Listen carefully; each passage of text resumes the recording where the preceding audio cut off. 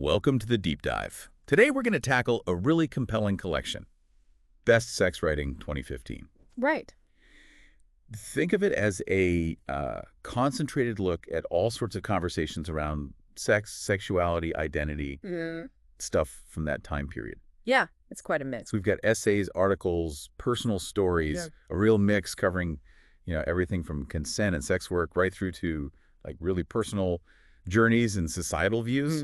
Our goal here is basically to pull out the most thought-provoking bits, give you a shortcut to understanding the different viewpoints in these writings. And what makes this collection, I think, particularly valuable is just the sheer range of voices. You've got porn performers, sex educators, bloggers, just individuals sharing really personal stuff. Yeah. And a lot of these pieces, they started out on blogs or like in smaller magazines, mostly between 2012 and 2014. So it's a real snapshot. Right, a snapshot of conversations happening maybe outside the usual places. Exactly. And you brought this to us because, well, you're curious about getting a deeper take, right? Moving past the mainstream stuff. Yeah, understanding the nuances, maybe even questioning some, assumptions we all might have about sexuality. We're aiming for those aha moments, those insights, without just drowning everyone in information. Precisely. And right from Belle Knox's foreword, you get a sense of the collection's boldness. Yes, she mentions that. She talks about how curious we are about sex, especially the kind people aren't having, or at least aren't talking about openly. And she points out the real risks, Sharing this intimate stuff can have pretty severe social consequences sometimes. Definitely. So this collection, it leans into that risk, offering these glimpses into stories you might not normally hear. Okay, let's really dive in then. The collection just throws you into all these different scenarios straight away. It does. Like Fiona Helmsley, who also writes as Courtney, her piece, Captain Save-A-Ho. Oh, yeah, that one. She describes this really awkward and honestly pretty objectifying experience at a bachelor party as a performer. Right.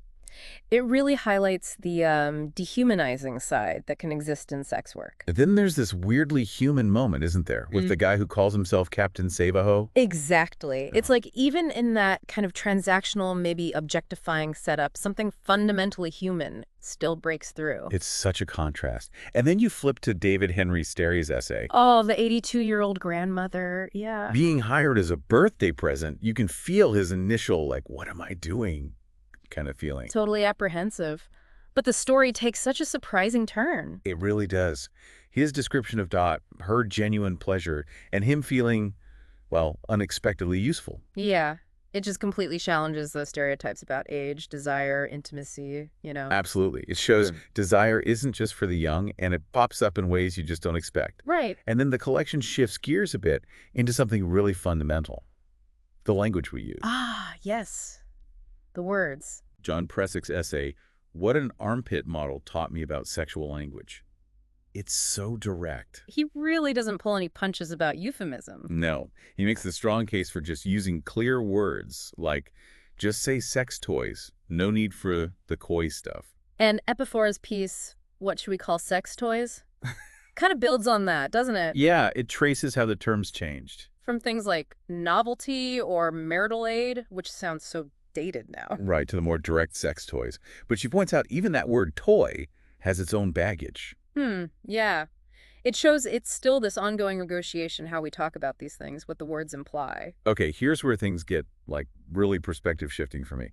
Corey Silverberg's We Needed a New Orientation to Sex. Ah, yes. That one's really thought-provoking. He argues, pretty convincingly, I thought, against the traditional way we define sexual orientation. Basically just asking about gender attraction. Yeah, he says it just boils down to this blunt question that misses so much complexity. Exactly. So much nuance lost. And what's compelling is his proposal for, like, a broader idea, one that actually digs into our thoughts, feelings, desires about sex itself. Not just who, based on gender. Right. It's a much more expansive view of attraction. It really makes you stop and question the neat boxes we try to fit everyone into. Definitely made me think. Okay, shifting to a much heavier topic now. Alexandria Goddard's piece. Right. I am the blogger who allegedly complicated the Steubenville raid case. Yeah. It's a really impactful read. It's her first-hand account of how social media just exploded around that case. Her experience seeing these just awful online reactions and then getting sued for defamation herself. It shows how tangled everything gets. Online activism, free speech, accountability. It's incredibly complex. And those initial tweets she saw, like, how dead is she? It's just chilling. It really is. Shows such a disturbing lack of empathy. And the community's reaction, she describes the cover-up rumors, the threats against the victim. Yeah. It paints a really stark picture of how hard it is to speak out, especially online. Yeah. It's rough. Okay, let's shift focus again. Inside the porn industry now. Nika Noel's piece. Porn director. I changed my mind about condoms. Yeah, an insider's view. She talks about the practical side, the ethics evolving. Her initial feelings about mandatory condoms were kind of mixed, partly because she had a latex allergy. Right, which adds a personal layer to it, but she eventually comes around to really prioritizing performer safety. You see that internal conflict, don't you? Trying to balance, the money side, the production needs, with the actual welfare of the people involved. Definitely.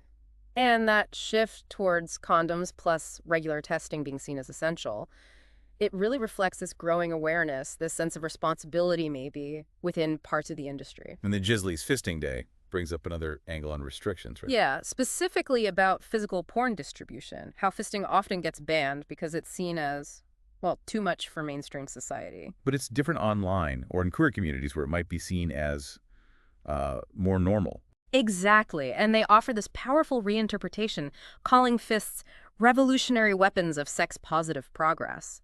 It reframes something often seen as taboo. It's a strong statement. And they bring in some history, too. The Cambria List, the Miller test for obscenity. It helps you understand the legal and cultural stuff that shapes what gets shown, especially in physical media. Right, how those boundaries are always kind of being pushed and redefined. Constantly negotiated, yeah. Okay, let's talk about desire itself, the nuances. Yeah. Melina Williams, tell me you want me. Ah, yes.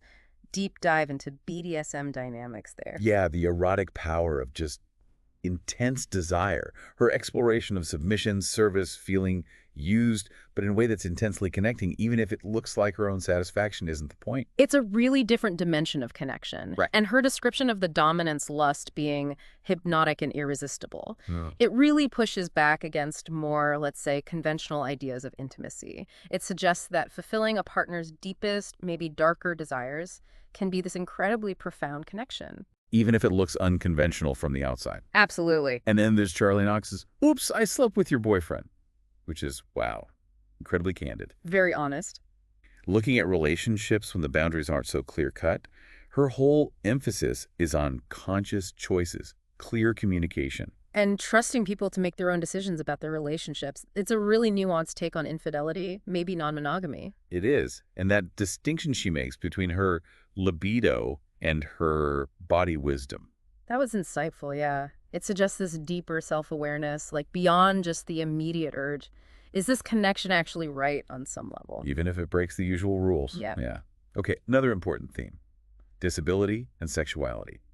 Often overlooked. So often. Jason Armstrong's Disability and Sex and DD Behind No Restrictions really tackle this head-on. Armstrong's piece, reflecting after his stroke. You feel the emotional weight, that fear of, not being seen as desirable anymore. And his search for resources for disabled people seeking connection. That powerful story about the young man in the wheelchair. It just hammers home that need for intimacy is universal. It really does. And how society just tends to, make disabled people asexual in his mind. Which is so damaging and wrong. And DD Behind's piece, working with Justin, the client with severe disabilities. That challenges so many assumptions about sex work, right? Absolutely. Her focus on not infantilizing him, treating him as a sexual being, it brings up big questions about solidarity, commodification, breaking stigmas. Yeah, and the reactions she describes, like the attendant's conflict, the roommate's comment, it shows how tricky these interactions are. It really underscores that desire, intimacy. They don't just vanish with disability. These pieces force us to think about how to be more inclusive, more understanding. Definitely. The collection also has these really moving personal journeys, like Ashley Manta's Growing Through the Yuck. Oh, that was powerful. Healing after a herpes diagnosis from a rape. Using the lotus flower, the mantra. Symbols of resilience, finding compassion for herself. It's inspiring. And her openness, encouraging others, it really resonates, that idea of reclaiming your body, finding freedom by not hiding. Yeah. And Amy Dentata's Fumbling Towards Humanity, another deeply personal one.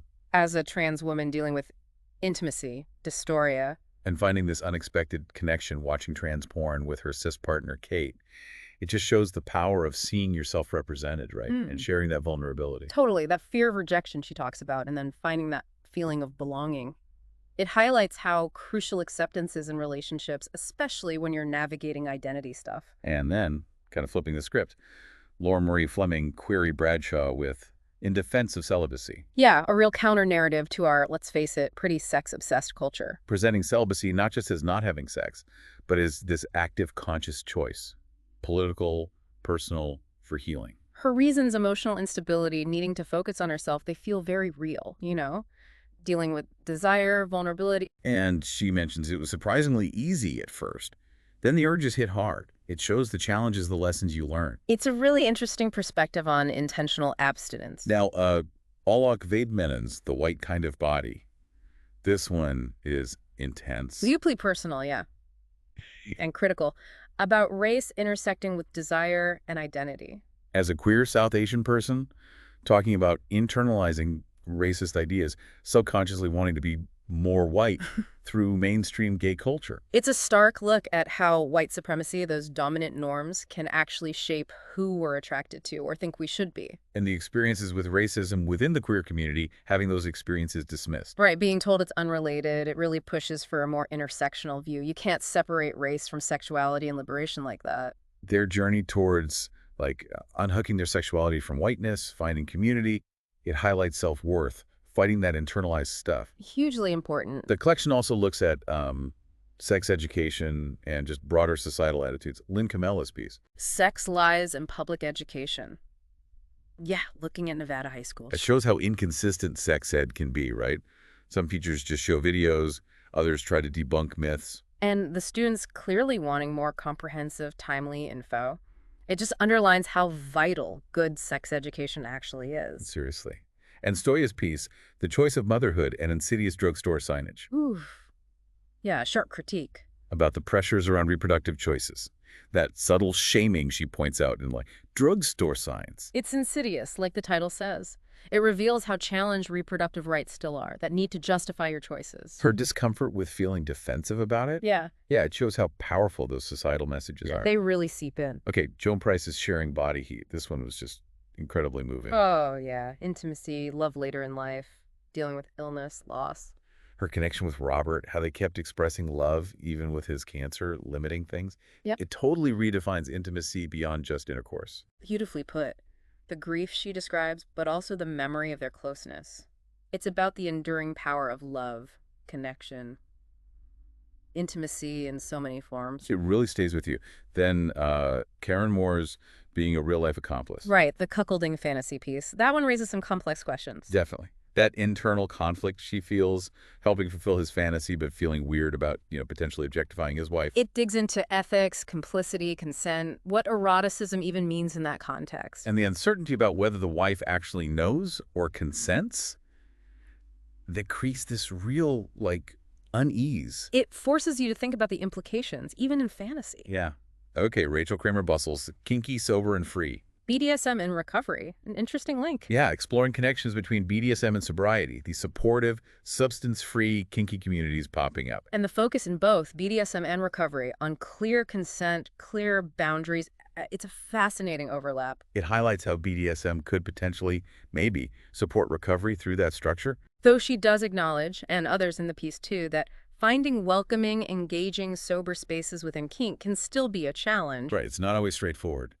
Then Morgan M. Page's Crazy Trans Woman Syndrome. A really important critique. Yeah, examining harmful stereotypes, expectations put on trans women, even within queer communities. That pressure to look or act a certain way, the fear of being labeled crazy if you show inconvenient emotions, it points to this climate of trans misogyny exclusion. It really challenges you to look at the power dynamics within marginalized groups, too. Definitely. We need to be aware of those internal issues. And finally, Jarrett Neal's piece. Let's talk about interracial porn. Analyzing the problematic history, the racist and homophobic stereotypes still present in gay porn, using Dred Scott's career as a specific example. Yeah, that paradox he points out. Scott got famous, but was still trapped by these really damaging representations. It just underscores this ongoing need for the industry to, keep redefining itself, challenging those old, harmful tropes to actually be inclusive.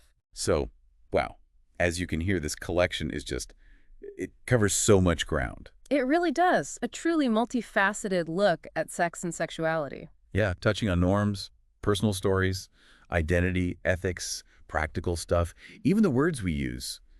It's all in there. From really intimate moments to big social and political issues. And these writings, they really push you, I think, to question your own assumptions and just see the huge variety of experiences out there. Absolutely. So thinking about this whole range we've just discussed, is there one particular idea or one story that really stuck with you the most?